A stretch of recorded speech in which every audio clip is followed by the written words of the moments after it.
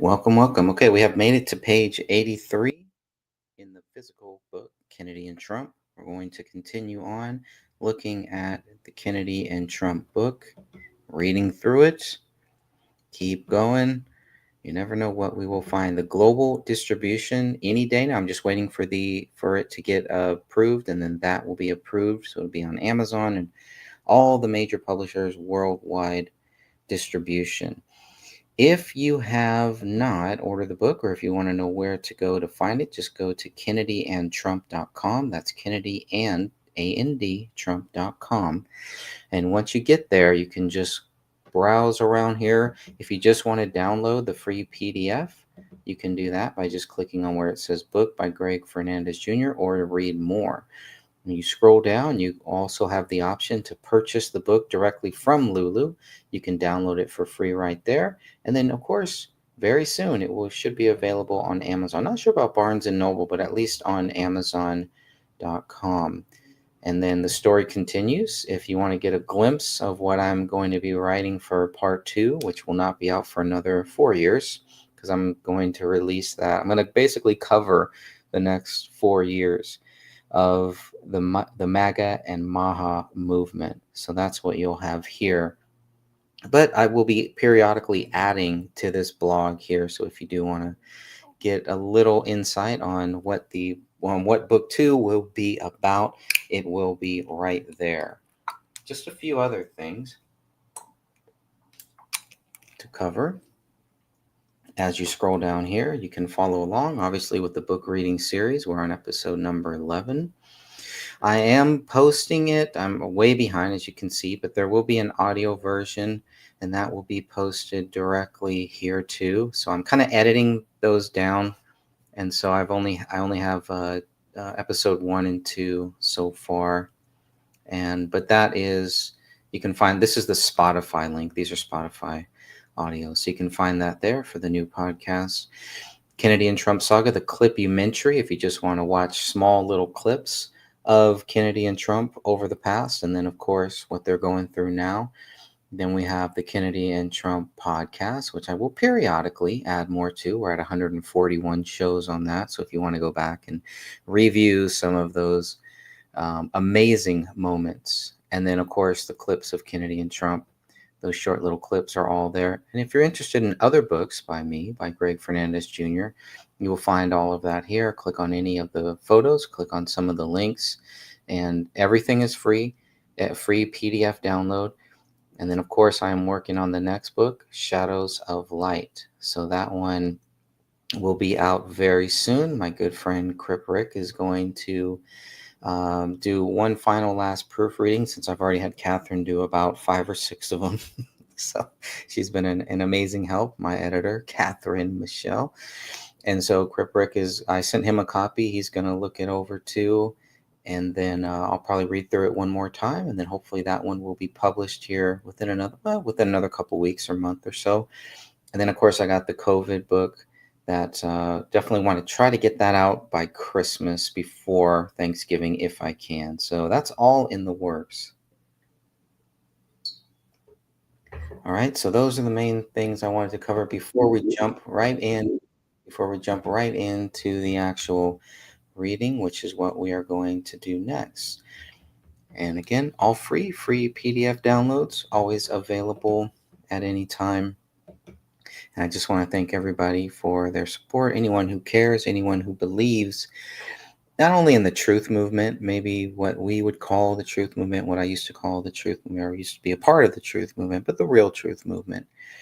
And I believe that this book is all a part of that, and that everything has been coming down to this moment, to the moment where forces join, MAGA and MAHA join forces. We're not done yet, and it's not the end all. It's not the end all be all. We know that Jesus Christ is in charge of everything, and we always want to keep our faith there, put our hope there, not into human beings, but through human beings. Jesus Christ will show us shadows of light, and will show us some great moments in history. We don't have to be all doom and gloom. We don't have to have our starry-eyed our starry eyes out there, but somewhere in the middle is the truth. And I believe the ultimate truth is Jesus Christ. And through him, he's going to show us amazing things. And through him, with him, we are going to do some amazing things. More amazing things are yet to come in your own life, my friends. No matter what you are, no matter who you are, no matter where you're at, Jesus Christ has some amazing plans for you. All you have to do is believe. So I believe that I could write a book about Kennedy and Trump, not really knowing where it was going to go. Lots of turns and twists. And where we are reading at right now is probably one of the biggest twists that I was not prepared for, which is when somebody tried to assassinate President Donald J. Trump on live TV during a live rally. And that's where we are right now in this book reading. At the bottom of page 83 of the book Kennedy and Trump, I'll continue on from last time. Crooks drove around the area of the event at 4 p.m. and parked next to the AGR building about 20 minutes later. One of the two Beaver ESU snipers left the event as scheduled at 4:26 p.m. In a chat with two other snipers, the sniper on his way out warns the other two snipers about a suspicious person. Someone followed our lead and snuck in and parked by our cars, just so you know. I'm just letting you know because you see me go out with my rifle and put it in my car, so he knows you guys are up there. He's sitting to the direct right on a picnic table about 50 yards from the exit. One person in the group chat responds with a thumbs up, and the other responds, Roger that. The timing is interesting, considering Crooks was seen by rallygoers near the vendors at 4:26 p.m. Crooks can't be in two places at once. Now, you will see me mention this twice. This won't be the only time that that is mentioned. And sometimes you will see it kind of jump back and forth a little bit. And that is purposely done. It is purposely done to highlight certain things. And I know to the casual reader, it may seem like, oh, he just copied and pasted this and put it in two separate places and forgot to take one out. But no, it's purposely done. Continuing on. Now, under oath, Director Rowe claimed the first report of a suspicious person near the event was at 5:45 p.m. However, a Butler County Emergency Services Unit counter sniper team member texted the Secret Service counter sniper team leader about a suspicious person at 4:26 p.m. Well, that's a tongue twister. According to the text messages given to Senator Chuck Grassley by the Beaver ESU. A month after Director Rowe testified before Congress, FBI Special Agent in Charge Kevin Rojic stated, subsequent digital evidence review shows the subject was in fact near the farm show airship, walking past a row of vendors outside the secure perimeter, approximately a half mile away from the AGR grounds at 4:26 p.m. This brings up an interesting question. How can crooks be seen in two places at the same time? We need the sniper to confirm the person who, quote, followed our lead and snuck in and parked by our cars was Thomas Crooks. If it wasn't, it would be the best evidence of an accomplice. If it was Crooks, then perhaps he got his timing wrong, since video evidence of Crooks shows half a mile away from the AGR building is conclusive. At 4:33 p.m., I'm going to reread that sentence. If it was, then perhaps he got his timing wrong, since video evidence of Crooks half a mile away from the AGR building is conclusive. At 4:33 p.m., the text message from the Butler County ESU counter sniper team member reads as follows. Someone followed our lead and snuck in and parked by our cars, just so you know. I'm just letting you know because you see me go out with my rifle and put it in my car, so he knows you guys are up there sitting to the direct right on a picnic table about 50 yards from the exit. The Beaver County ESU first observed suspect at 5:10 p.m. around the AGR building. Specifically, a Beaver County sniper posted inside the AGR building saw Crooks walk by the window. FBI Deputy Director Paul Abate added, at approximately 5:14 p.m., a local SWAT operator took a photo of the shooter. The SWAT operator is also referred to as Beaver County AGR Sniper 1 in the Senate committee report.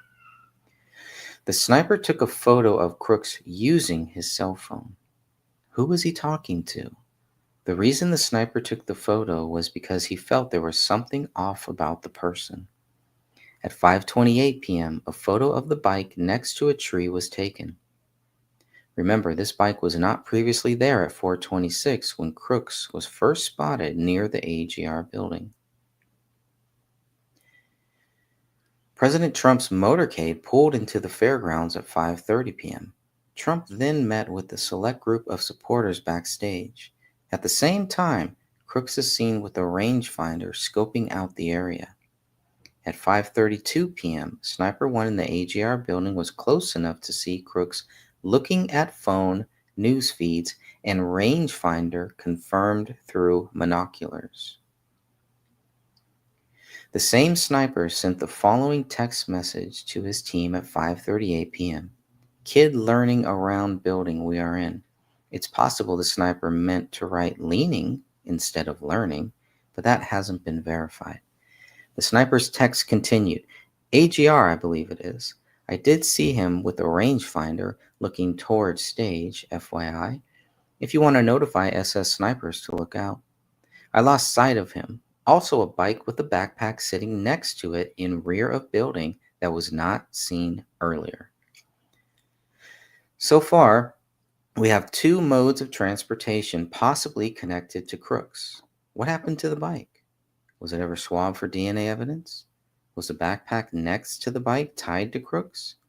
Then there's a third mode of transportation mentioned in body camera footage, talk of a white van connected to the shooter. The car belonging to Crooks was searched, as documented in reports, but the bike and van are never mentioned again, as far as I could tell. Shortly after 5:38 p.m., an AGR sniper went downstairs to the exit of the AGR building in attempt to keep track of Crooks. At 5:40 p.m., another person texts, "Call it into command and have a uniform check it out." The Secret Service command post was aware of Crooks 25 minutes before the first shot was fired. At 5:42 p.m., Sniper 1 in the AGR building radios to the local ESU channel. Just FYI, we had a younger white male, long hair, lurking around the AGR building. He was viewed with a rangefinder sighting the stage. He was up against the building. Believe he was looking at us, and he walked around the side of the building. We lost sight of him. Also, there's a bike with a large backpack sitting beside it. It's parked in the rear of the building that wasn't there earlier. Copy, the Butler ESU commander replied at 5:43 p.m. We will send somebody to check it out. At 5:44 p.m., the Butler ESU commander notified a Butler County Sheriff's deputy about a suspicious person and then called a Pennsylvania State Police sergeant into the Secret Service security room, relaying the information from the sniper. The PSP sergeant then informed a Secret Service agent about a suspicious person with a rangefinder, reiterating the information about a bike and a backpack. The bike wasn't there, obviously, at the start of the rally. The PSP sergeant also relayed the suspicious person information to the PSP trooper assigned as the intelligence officer working with the Secret Service Protective Intelligence agent and a PSP corporal. Yes, it's very technical. This is getting very technical here. This was a tough chapter. This was a rough one. I was trying to write it with as little information as we had, but with as much information available, meaning I try to include as much of who, what, when, where, and there's a lot of people and nobody's named. So it is a little hard to follow. This is a rough chapter.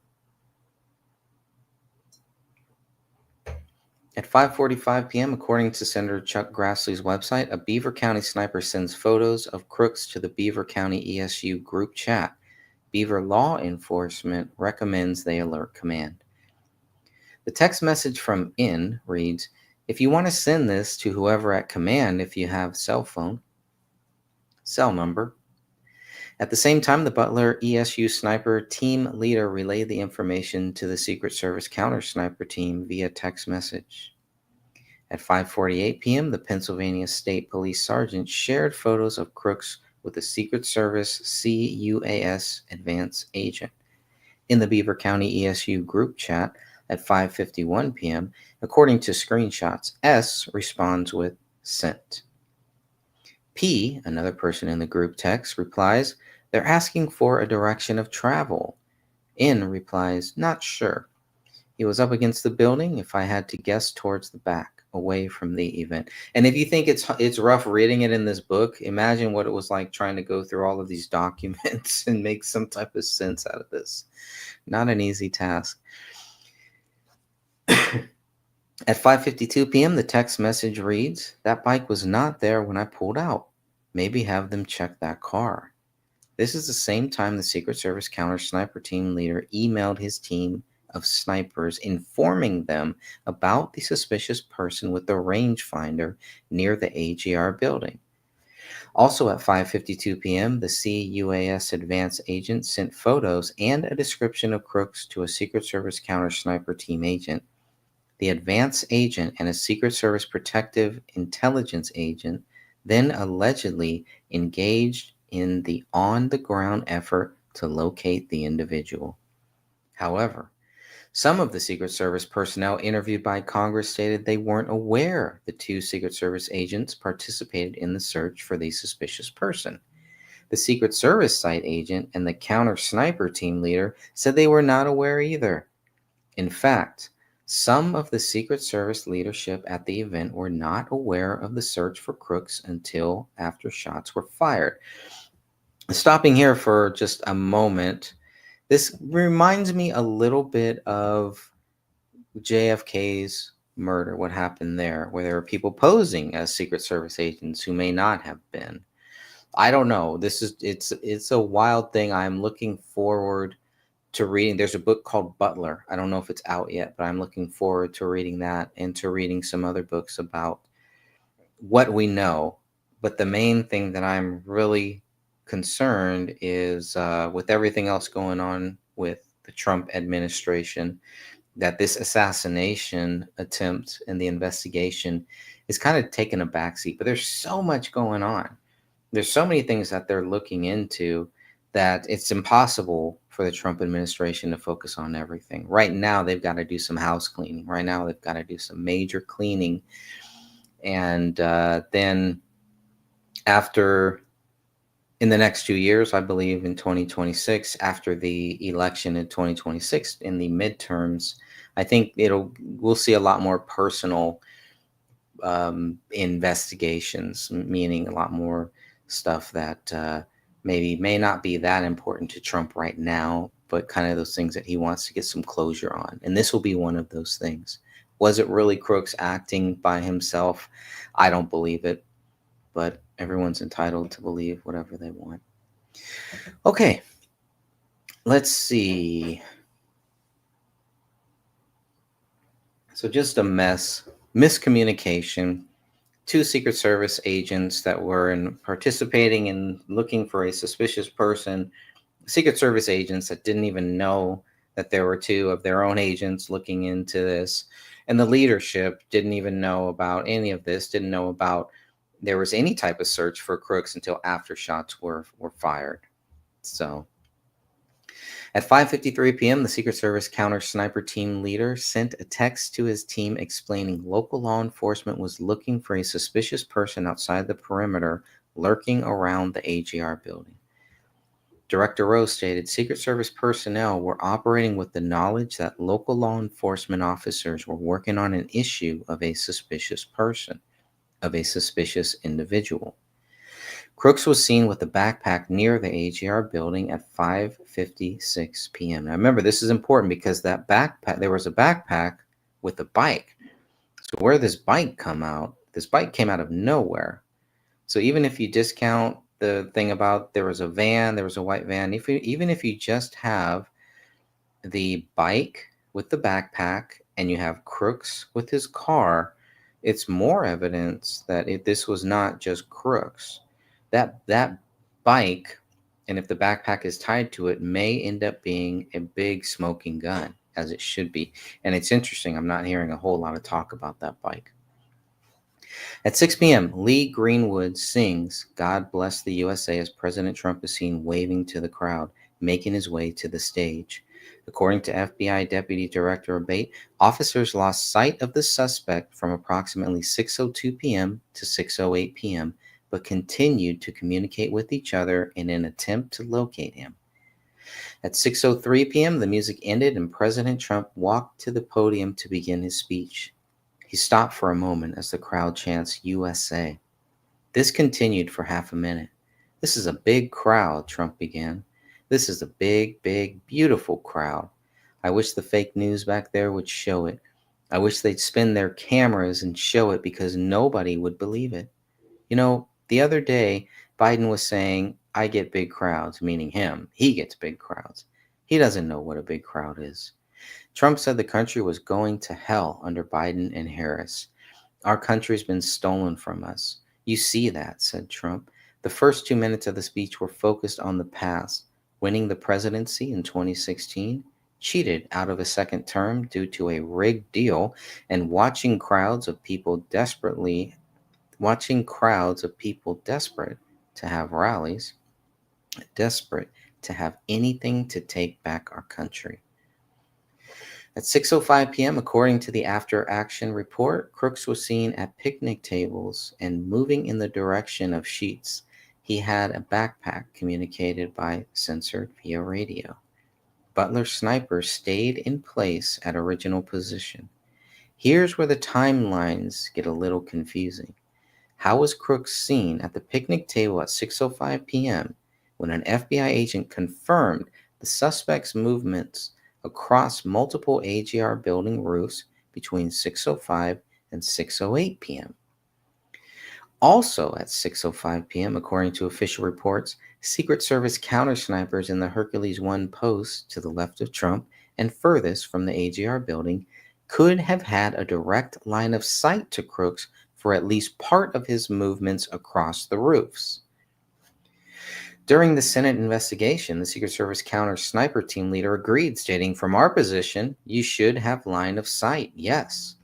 Even so, according to the Senate report, the USSS counter sniper team leader and the Hercules 2 USSS counter sniper said they never saw Crooks on the roof prior to shots being fired. Next week, President Trump continued, the Republican Party will hold its convention in Milwaukee, Wisconsin, and 5 days from now, we will officially accept the Republican nomination for President of the United States. Around 6:06 p.m., an unnamed person on the second floor of the AGR building goes downstairs to inform two law enforcement officers Crooks is outside the building Crooks is outside the building on the side of the fairgrounds. Crooks used a nearby HVAC system to climb up to the roof and disappear from authorities. Video surveillance from a nearby business shows Crooks pulling himself onto the AGR building rooftop at 6:06 p.m.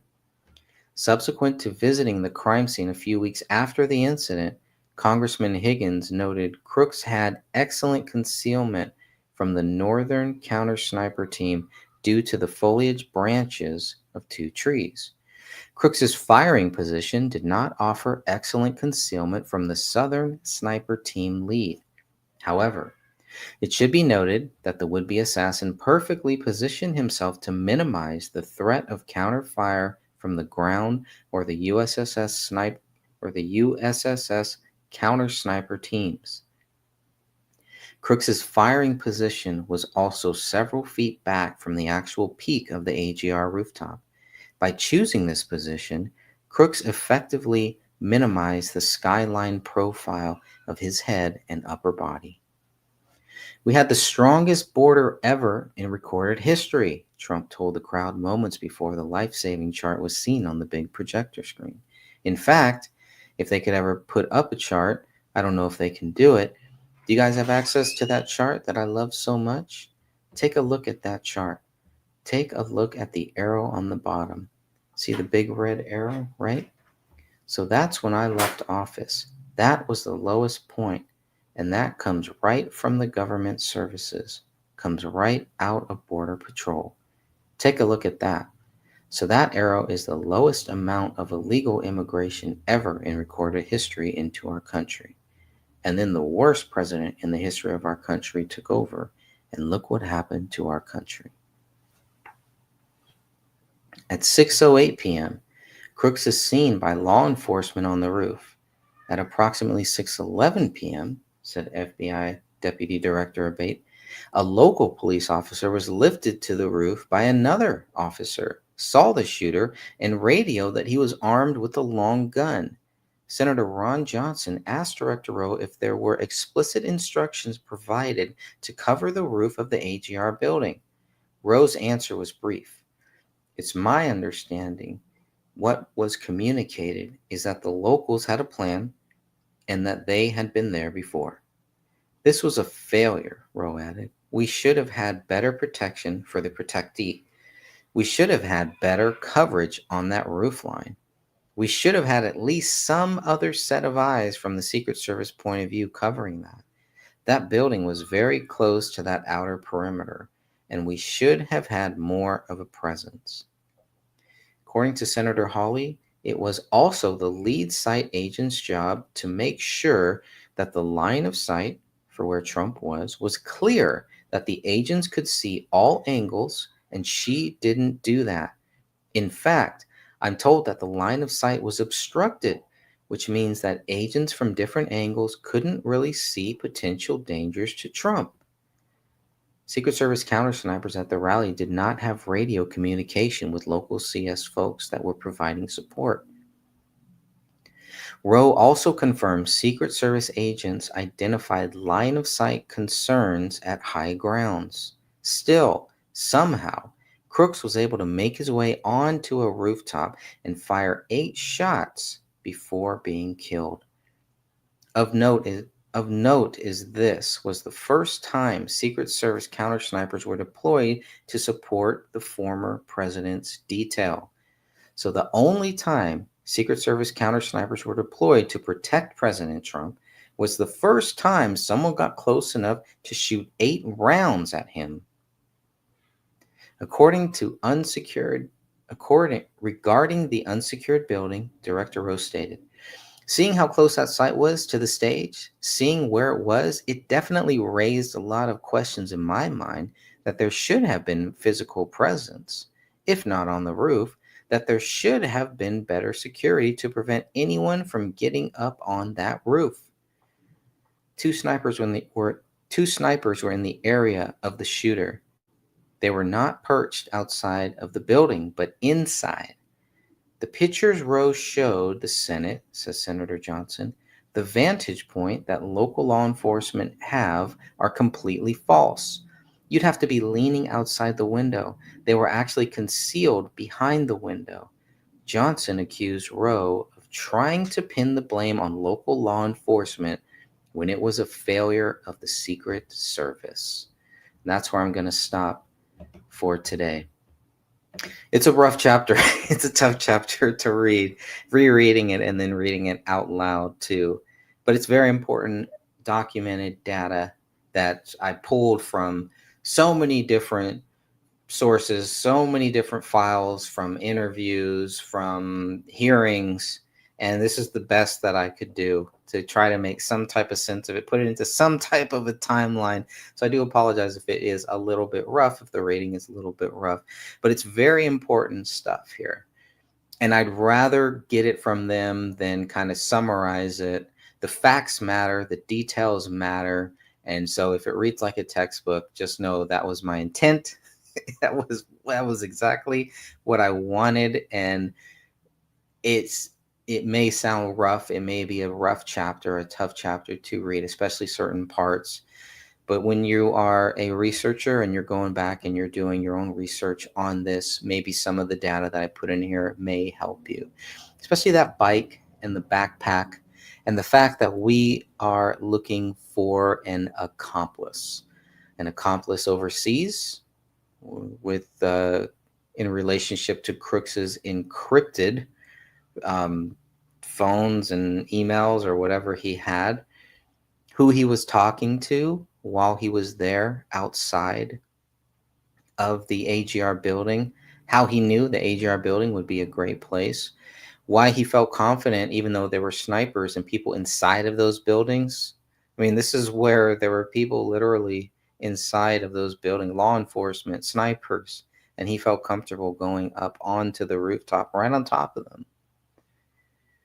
And the bike is, I still keep going back to that bike. Where did this bike come from? How did the bike all of a sudden get there? And if there was a backpack on the bike and Crooks wasn't seen with the backpack, which photos did not show him with the backpack, it's only there later, right before he gets onto the roof, who brought him the backpack there? It's some of the best evidence that Crooks, that this is not a lone gunman thing. So, all right, everyone, God bless you all. Have a great weekend. Remember, Jesus Christ loves you, so do I. And until next time, see you then.